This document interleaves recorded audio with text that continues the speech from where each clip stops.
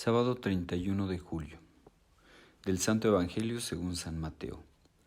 En aquel tiempo, el rey Herodes oyó lo que contaban de Jesús y les dijo a sus cortesanos: es Juan el Bautista que ha resucitado de entre los muertos, y por eso actúan en él fuerzas milagrosas.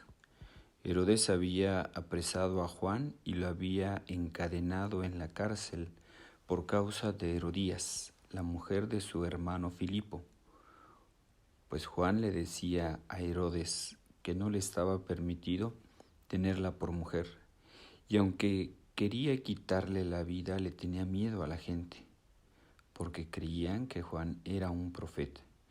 Pero llegó el cumpleaños de Herodes y la hija de Herodías bailó delante de todos, y le gustó tanto a Herodes que juró darle lo que le pidiera.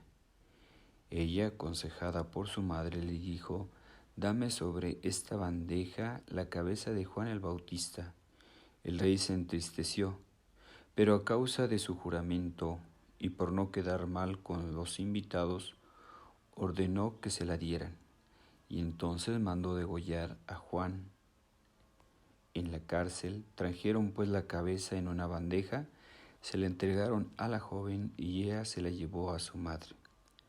Después vinieron los discípulos de Juan, recogieron el cuerpo, lo sepultaron y luego fueron a avisarle a Jesús. Palabra del Señor. Gloria a ti, Señor Jesús. En el Evangelio, hermanos, que escuchamos, asistimos a una escena de violencia y de muerte que es contraria al proyecto de Dios, diversa en extremo con el reino que él predica y quiere extender. En este banquete que ofrece Herodes están los principales, la gente acomodada, la gente que tiene influencia ahí en la realeza, que tienen poder. Y en esta fiesta pues corre sangre, ¿verdad? Porque rueda la cabeza de Juan el Bautista.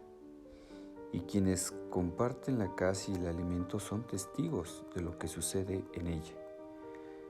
El reinado y el rey Herodes, con toda su estructura, igual que la del imperio, produce muerte, genera violencia y no resiste ni soporta la denuncia o la crítica de los profetas de aquel tiempo, como lo hizo Juan el Bautista, que denunció la relación que había entre Herodes y Herodías. Esta pareja es signo de la sociedad decadente y de un sistema en ruina. Jesús, por el contrario, propone una sociedad y un reino donde todos tienen cabida. No es necesario hasta ahora pertenecer a determinada nobleza o clase social, por el contrario, lo integran la gente sencilla, los excluidos. Quien quiera formar parte de esto necesita la convicción, la conversión y el reconocimiento de los valores del reino, como es amor, vida, paz, justicia, gracia y santidad. En la fiesta y en los banquetes de Jesús recordemos la última cena. Los que participan reciben y comparten su proyecto del reino, el alimento que da vida, el testamento y el mandamiento del amor, la seguridad de que es Jesús el que muere por todos y que comunica la salvación para todos y para que todos tengan vida y la tengan en abundancia. Hermanos, el reino que nos trae Jesús es un reino de vida, contrario al reino de Herodes.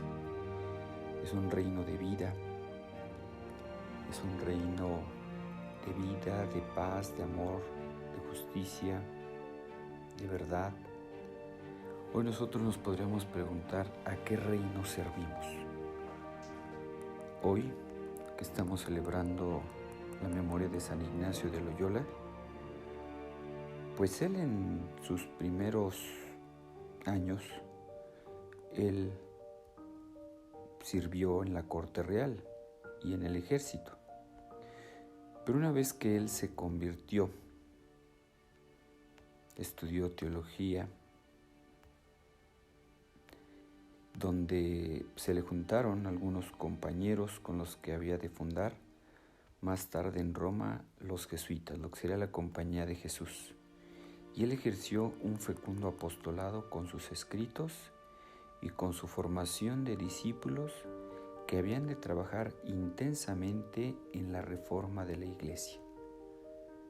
Él se daba cuenta de que hacía falta formar muy bien a los sacerdotes y se daba cuenta de la importancia de la obediencia al Papa. Así que él trabajó mucho por el reino de Dios, extendió el reino de Dios. Pues vemos que, como por ejemplo los protestantes, recordemos que él es del siglo XVI, nació él en 1491 y murió en Roma en el 56, él nació en España. Época del siglo XVI, cuando los protestantes con Lutero empezaron a extenderse por Alemania, Suiza, por diversas partes de Europa. Pero San Ignacio, él quería la reforma de la Iglesia, al igual que Lutero, pero San Ignacio lo hizo desde dentro, lo hizo desde la Iglesia, dentro de la Iglesia. Lutero quería la reforma, pero lo hizo dividiendo, dañando. Por eso, hermanos, nosotros tomemos la actitud de San Ignacio de Loyola, que trabajemos por el reino de Dios, que trabajemos intensamente por la reforma de la Iglesia, pero empezando por nosotros. Le decían al Papa Francisco, una persona, que había muchas cosas que cambiar en la Iglesia, que había que reformar. Y dice el Papa, muy bien, qué bueno que ya se dio cuenta de que pues, hace falta que reformen muchas cosas. ¿Qué le parece si vamos empezando por usted y por mí? Por ahí debe de empezar a trabajar, a extender el reino de Dios, ¿verdad? Primero que reine en nosotros, en nuestra familia, en nuestro trabajo. Pues trabajemos por el reino de Dios, que es un reino de vida, que es un reino de gracia, de santidad.